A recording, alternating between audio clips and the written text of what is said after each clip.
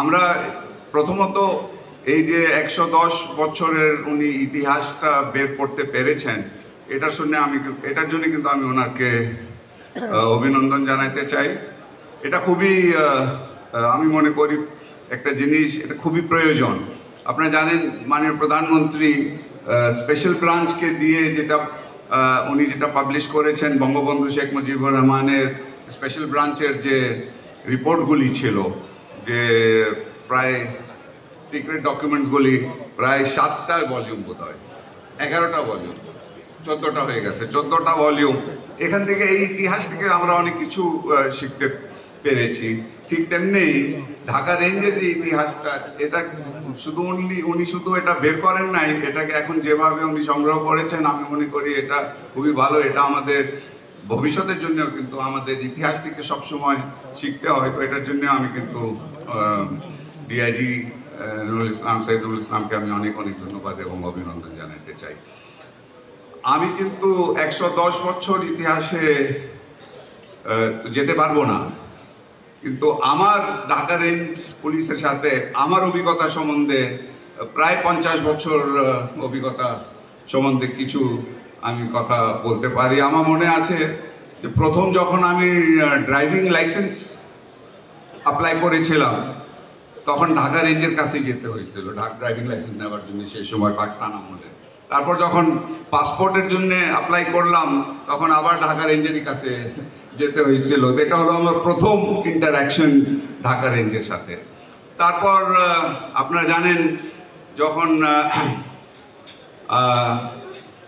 আপনার আন্দোলনটা শুরু হলো 68-এ, আপনার 68 সালে আমরা ঢাকা বিশ্ববিদ্যালয়ে তখন আমি পড়ি, তখন পুলিশের সাথে আমাদের অন্যভাবে আমাদেরকে সকালে ধরে নিয়ে যেত, আবার আমরা আমাদের আত্মীয় স্বজনরা সবাই বন্ধু বান্ধবরা গিয়ে ঢাকা রেঞ্জের সাথেই তদবির করে আবার ছাড় নিতে হইতো আমাদেরকে 1 রাত 2 রাত পরে।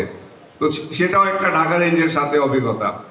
তারপর আপনার স্বাধীনতার পরে ঢাকা রেঞ্জের সাথে যে অনেক অভিজ্ঞতার সব থেকে বেশি আছে আমার সদ্য বড় ভাই এসপি মাহবুব। তখন তো উনি নট এসপি, আমরা যদিও ওনাকে সবাই চিনি এসপি মাহবুব হিসাবে, কিন্তু উনি আসলে সিনিয়র এসপি ছিলেন, এসএসপি মাহবুব ছিলেন। এবং ওনার সাথেও অনেক স্মৃতি আছে তখনকার, ইমিডিয়েটলি স্বাধীনতার পরে। তো ঢাকা রেঞ্জের সাথে সেই তারপর আপনার মানে কিছু ধরেন গত 15 বছর যখন আমাকে 111-এর পরে গ্রেফতার করা হইলো, তো সেখানেও প্রথম ঢাকা সেন্ট্রাল জেল, তো সেটাও ঢাকা আপনার রেঞ্জ। তারপর আমাকে নিয়ে গেল কাশিমপুরে, অনেকদিন আমরা কাশিমপুর জেলে ছিলাম প্রায় 1.5 বছর, তো সেটাও ঢাকা রেঞ্জ। তো ঢাকা রেঞ্জের সাথে সবসময় ভালো সব দিক দিয়ে আমার কিন্তু ইন্টারাকশন হয়েছে। তারপর অবশ্য সংসদ সদস্য যখন হয়ে গেলাম, তখন তারপর আমি ঢাকা রেঞ্জের সাথে ডেফিনেটলি, যেহেতু আমার কনস্টিটিউয়েন্সি ঢাকা রেঞ্জেই আছে, যারাই ঢাকা রেঞ্জের ডিআইজি ছিলেন, ঢাকা জেলার এসপি, সকলেরই সাথে আমার খুব ক্লোজ ইন্টারাকশন হয়েছে। এবং আমি সবাইকে আমি কিন্তু ঢাকা রেঞ্জের যারাই ডিআইজি থেকেছেন এই সময়, যখন আমি সংসদ সদস্য ছিলাম, বিশেষ করে এখন অ্যাডিশনাল আইজি হাবিব আছেন, তারপর আমাদের